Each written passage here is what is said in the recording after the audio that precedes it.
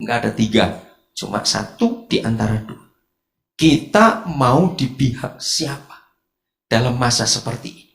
Saya nggak perlu bacakan ayat-ayatnya, kita semua sudah sering dengar dari khotbah-khotbah bahwa makin mendekati hari penghukuman si setan itu, maka mereka makin gila. Mereka membabi buta sekarang. Maka itu kita harus tahu dari Yohanes 6 yang baru kita baca tadi. Yang murid saja bisa nggak tahan dengar firman itu, lalu pergi meninggalkan Yesus dan tidak ikut dia lagi. Maka itu kalau kita merasa cukup, merasa puas hanya sekali seminggu ke gereja, dan kita berkata, oh sudah cukup, maaf sudah, nggak cukup kita akan makan cuma seminggu sekali.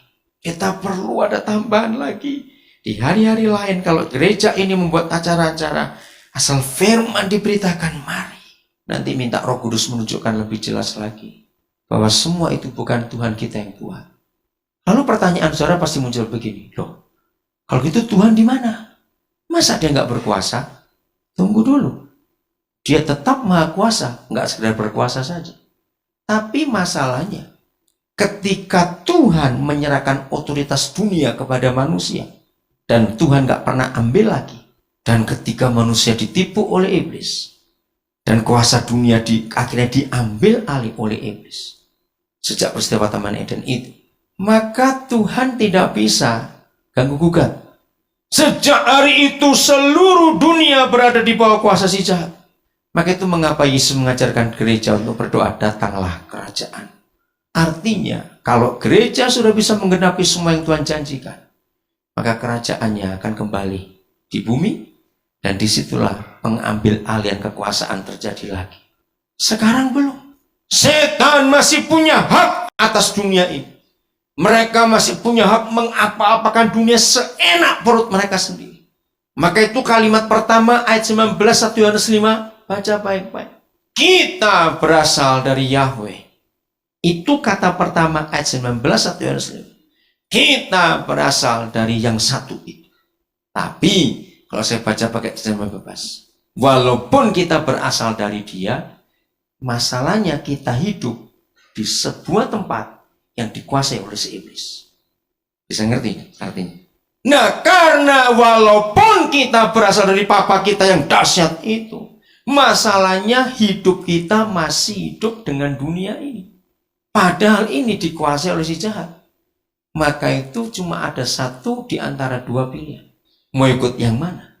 Sekedar menjadi Kristen tidak jaminan, saudara. Iblis nggak akan takut kepada orang yang mengaku sekedar Kristen.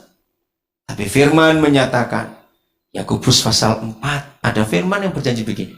Tunduklah kepada Yahweh, lawanlah iblis, maka dia lari daripadamu. Hanya satu persyaratan, bukan sekedar Kristen.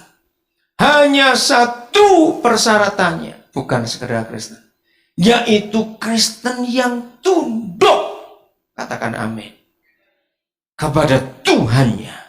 Jadi nggak sekedar Kristen, saudara. Apalagi kalau kita masih bodoh-bodoh karena percaya film bohong-bohongan Dracula itu. Oh, aku nggak takut, setan takut dengan salib. Keliru. Film itu ngaco juga. Karena dengan film Dracula itu orang beranggapan nggak perlu Yesus, pokoknya salib. Nah itu sudah salah. Hanya salib saja, mau berapa meter saudara punya, setan nggak takut. Tetapi salib yang ditakuti setan, kalau kita yang mau dipaku di situ. Amin. Kenapa setan takut kepada kita yang mau disalib? Karena dia nggak akan pernah ganggu orang mati. Betul nggak? Setan nggak mau ganggu orang mati, sebab setan tahu kalau ganggu orang mati buang-buang energi dia. Sudah mati kok. Yang diganggu dan bisa dipakai oleh setan kalau orang Kristen itu belum disalibkan, dia masih hidup dengan kedagingannya. Jadi bukan tanda salib yang membuat setan takut, tidak. Ada orang karena ketakutan di setiap pintu rumahnya ada salib, sampai WC pun kasih salib pintunya. Tempat tidur anaknya bawa bantal kasih salib. Saya bilang itu enggak jaminan. Salibmu mau segudang taruh rumahmu, kalau kamu enggak pernah tunduk kepada Tuhan, enggak ada gunanya. Maka itu mari kita jujur. Gembala tidak bisa menjadi saksi. Kalau ditanya, apakah saudara tunduk kepada Tuhan? Kita jawab iya. Belum tentu. Mulut kita bisa berkata ya, tapi dia yang kita harus tunduk. Dia yang paling tahu isi hati kita bagaimana. Saudara, ini perkara serius betul. Goncangannya cukup besar 2006 ini, saudara. Maka itu kita harus periksa diri di pihak siapa kita sekarang ini. Ketika menghadapi semua tantangan yang terjadi. Kalau begitu, setelah kita melihat Yohanes 6 tadi, murid-murid itu nggak tahan dengar firman yang keras. Murid-murid tidak tahan dengar firman yang bicara penderitaan, kematian. Mereka nggak tahan. Berarti kesimpulannya, saudara dan saya, supaya bisa bertahan sampai Yesus datang, maka berita tentang salib adalah kesukaan kita. Amin. Berita tentang salib harus jadi kesukaan kita. Dan berita ini memang tidak enak. Apalagi setelah kita banyak dengar kesaksian tentang berkat. Kita lupa. Anak-anak muda, jaga dirimu. Tuhan tidak marah kalau kita mewah. Tapi jangan paksakan itu. Justru masa-masa seperti ini, belajar untuk tahan dalam penyanggalan diri. Katakan amin. Jaga supaya kita bisa menang. Hati-hati semua pengguna internet, hati-hati. Makin hari, saudara, jaringan yang gak kelihatan lewat internet itu makin ngaco. Sekarang tidak ada satu hal pun yang gak bisa dilihat lewat internet. Betul tidak? Zaman dulu kita perlu ke perpustakaan, kita perlu ke sana. Sekarang enggak, tinggal duduk saja di situ. Itu dunia ada dalam kotak itu. Maka itu hati-hati. Di situ iman kita pun bisa goncang. Kenapa Tuhan suruh bicara ini kepada Paulus untuk gereja? Filipi pasal 3 ayat 17. Ini harus jadi kesukaan kita pada akhir zaman, saudara. Saudara-saudara, ikutilah teladanku dan perhatikanlah mereka yang hidup sama seperti kami yang menjadi teladan.